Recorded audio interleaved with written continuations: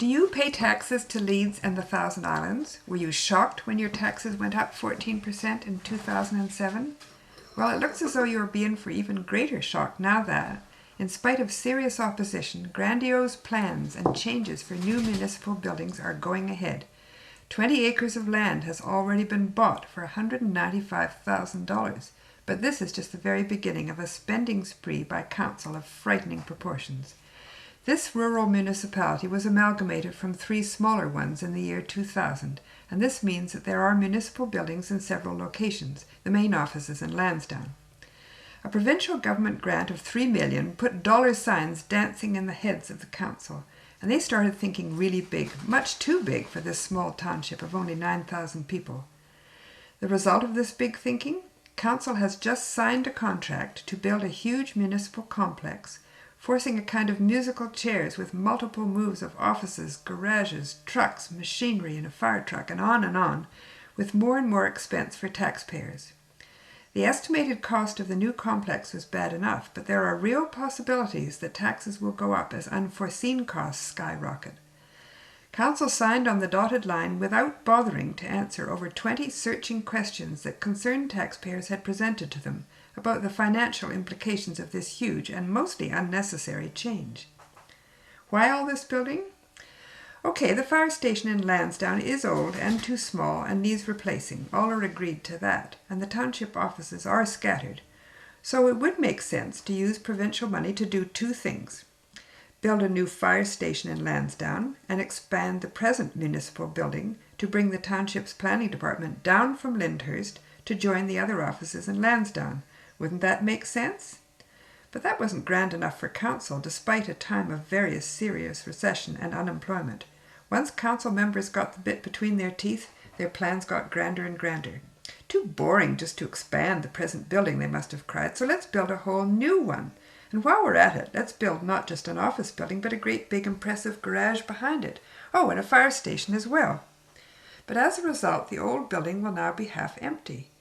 We will have to continue to heat and maintain it, but hey, what if we moved something in there? Why can't we let the library, which is now on the ground floor, expand to take up 2 floors? No one seems to have considered that 2 floors will require twice the staff, or that maybe we can't really afford such a huge library. There are already satellite branches at Escott, Lyndhurst, and Sealy's Bay. And if the library really took up 2 floors of the present building, people with disabilities would definitely need an elevator installed, and you should hear what an elevator costs to maintain. More costs piling up, not part of the building costs, not paid for by any grants. Well, someone suggested, let's put the St. Lawrence District Medical Center in there. Sorry, the medical center already has a building of its own, and it doesn't want to move. It's not a municipal department anyway. We can't get rid of that old building anyway, because occasionally we need that big room downstairs. Not often, maybe weekends and a few evenings, but we do occasionally need it. The proposed new palace doesn't have a room large enough for big events such as wedding receptions and candidates' meetings. The largest room will be the council chamber, which is only about 23 by 56 feet. So we're stuck with a plan to build a huge palace so we can move offices out of a perfectly good building, which then has to be kept heated and maintained for partial use. Not good business.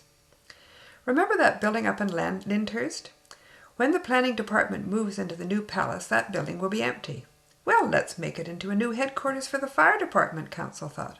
A bad choice, actually. The fire chief already has a modern office in fire station number 2, conveniently close to Gananoque. He's the fire chief there, too. But there are more nutty plans for Lyndhurst. Why not build a training center for firefighters, said council. We could make it pay by attracting users from other places. Fine, except others will be signing up to use the huge new training center to be built in Kingston. Far more elaborate and attractive than anything we could build here. Pretty strong competition. We may not get our money back, and that's over $600,000. What else is left at Lyndhurst? Well, there's a modern garage which houses public works machinery and trucks for road work, including snow plowing. The big palace to be built at Lansdowne will have a huge garage attached to it. Does council really think it makes sense, with the township as spread out as ours, with perfectly good, clean, modern garages up at Lyndhurst, to keep all the snow plows down at Lansdowne? What about emergencies in a winter storm and extra driving time? So will the Lyndhurst garage be empty? Well, no, it won't, because the idea is the fire truck, which is presently housed in a neat Quonset hut at Lyndhurst, can drive right into the empty garage. Well, no, actually it can't, not quite. The garage would need $400,000 worth of work to bring it up to fire truck standards. More expense. And then the Quonset hut would be empty, and that land would be up for sale. But first an environmental assessment may be required. Who's going to buy it? Who knows? And that's not the only township building that's for sale, unable to attract buyers. At Escott, the garage at what was once the old front of Escott Township building next door to Springfield House has been for sale for years.